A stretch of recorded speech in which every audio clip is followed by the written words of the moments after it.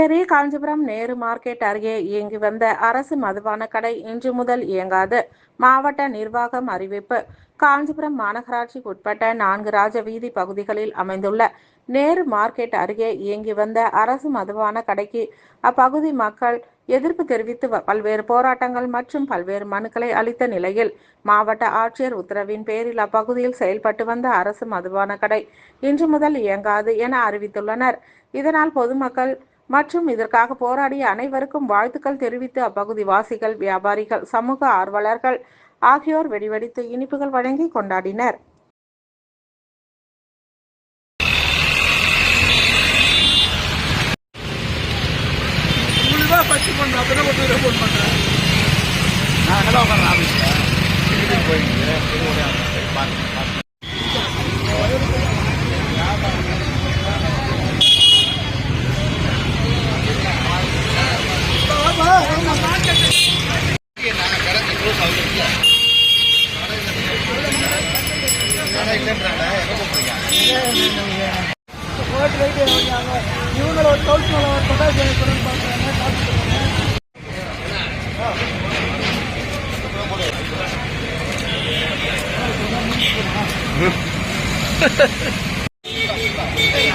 Karthik ஓத்துறா